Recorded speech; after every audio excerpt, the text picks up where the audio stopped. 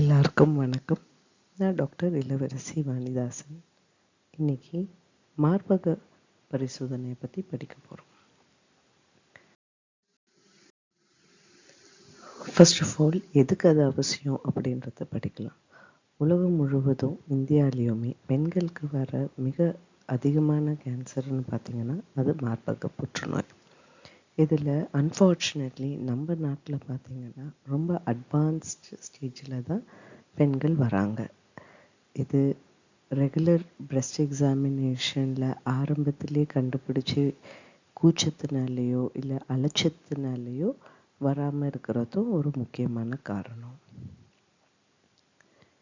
மார்பக எக்ஸாமினேஷன் பரிசோதனை பண்ணுறது ரொம்பவும் அவசியம்.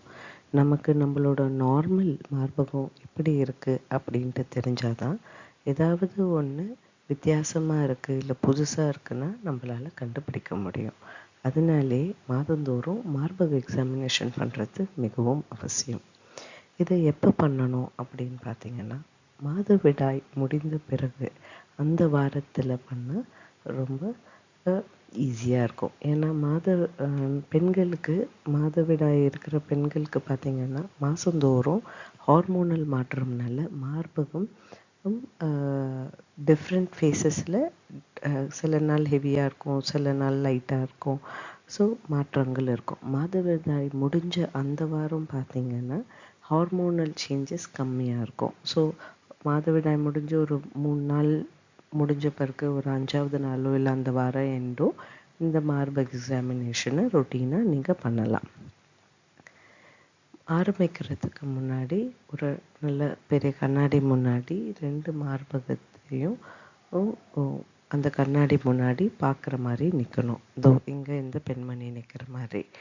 இந்த பெண்மணி அவங்களோட கையை 2த்தையும் ஹிப்பில் வச்சு 2 மார்பகத்தையும் அவங்களே பார்க்குற மாதிரியான பொசிஷனில் நிற்கிறாங்க. அடுத்து அவங்க கையை மேலே தூக்கிட்டு 2 மார்பகத்தையும் இன்ஸ்பெக்ஷன் பண்ணுறாங்க. இப்போது ஒரு மார்பகத்தை அப்படி கண்ணாடி முன்னாடி நிற்கும் போது என்னென்னலாம் கவனிக்க வேண்டியது இருக்குது அப்படின்னா 2 மார்பகமும் திட்டத்திட்ட ஈக்குவல் சைஸில் இருக்கா, லெவலில் இருக்கா, இல்லை பார்க்குற அந்த ஸ்கின் கரெக்டாக இருக்கா, ஏதாவது ஒரு ஏரியாவில் லம்ப் ஏதாவது ஒரு கட்டி தென்படுதா, ஸ்வெல்லிங் இருக்கா, இல்லை பார்க்க வித்தியாசமாக மேலே இருக்கிற ஸ்கின் ஏதாவது இருக்கா அப்படின்றத கவனிக்க வேண்டியது அவசியம். இப்போ இந்த பிக்சரில் பார்த்தீங்கன்னா இந்த இடத்துல ஒரு சுருக்கம் இருக்குது, டிம்பிளிங் இருக்குது. அதே மாதிரி இந்த இடம் பார்த்திங்கன்னா இந்த பொட்டாக இருக்குது இல்லைங்களா, இதுவுமே அப்நார்மல் மார்பகம். ஸோ இது நமக்கு எப்போ தெரியும், நம்ம இதை ரெகுலராக கவனிச்சாதான் நமக்கு இந்த மாதிரி நமக்கு ஒன்று ஆகுது அப்படின்றது தெரியும். 2வது பொசிஷன் பார்க்குறது பார்த்திங்கன்னா கையில் 2த்தையும் ஹிப்பில் வச்சு மார்பகத்தில் இதை சைட்வேஸும் ஃபுல்லாக நம்ம கவனிக்கணும். அடுத்து பிரெஸ்ட்டை மேலே தூக்கிட்டு அதே மாதிரி கவனிக்கணும். ஸோ அதே மாதிரி கீழே குனிஞ்சு பிரெஸ்ட்டு கீழே சாயும் போதும் எப்படி இருக்குது அப்படின்றது கவனிக்கணும்.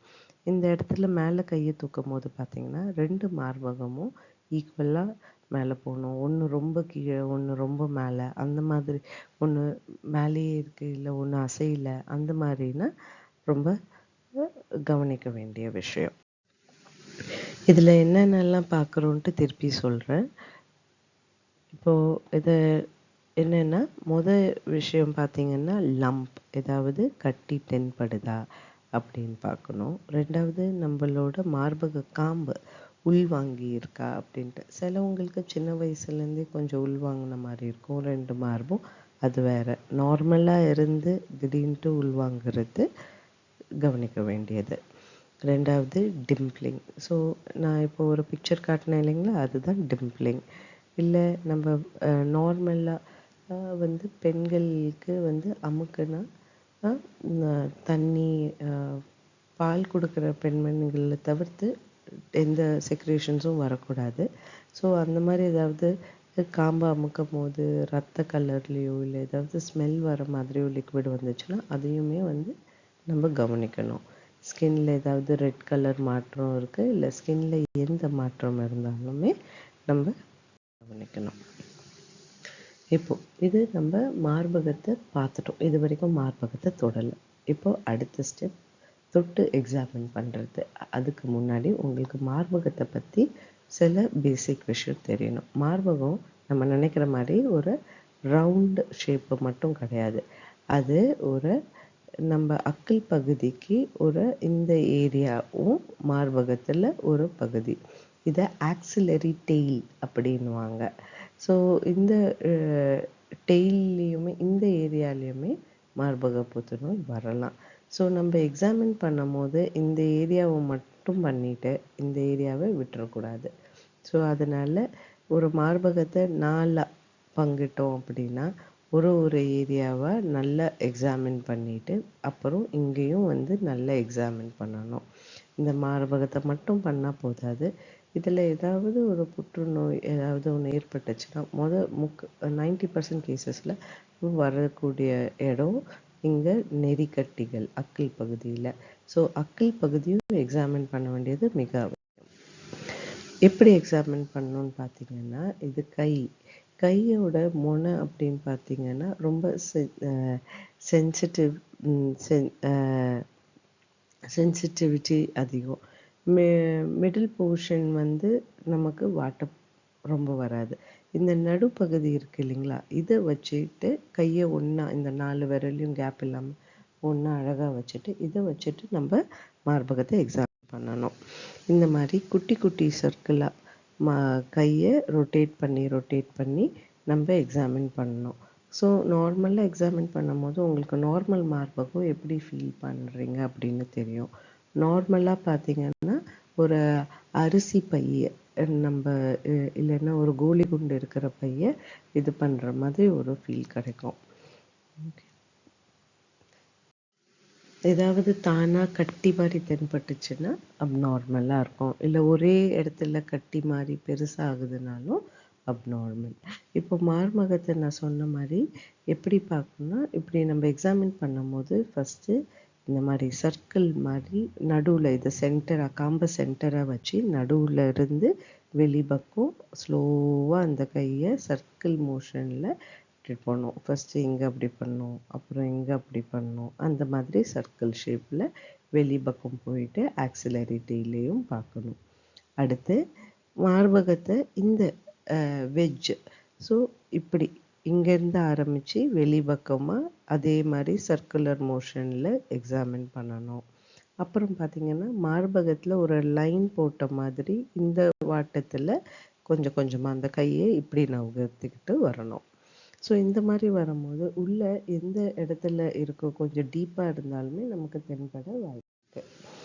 அதே மாதிரி நம்மளோட அக்கிள் பகுதிகள்லையும் செக் பண்ணணும்.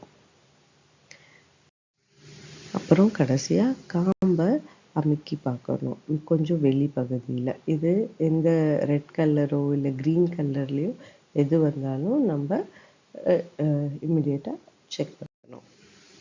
இப்போ அதே மாதிரி படுத்தும் எல்லா பொசிஷன்லையும் நான் சொன்னேன் இல்லைங்களா 3 பொசிஷன், எல்லா பொசிஷன்லையும் நம்ம அதை எக்ஸாமின் பண்ணணும். வெஜ் ஷேப், லைனாக, அப்புறம் சர்க்குலர் ஷேப்.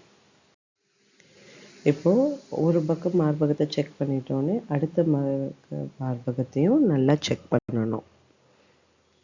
இந்த இடத்துல ஏதாவது கட்டி இருக்கா அப்படின்றத பார்க்கணும். ஏதாவது உங்களுக்கு தென்பட்டுச்சுன்னா பதட்டப்படக்கூடாது. எல்லா கட்டியுமே கேன்சர் கட்டி இல்லை.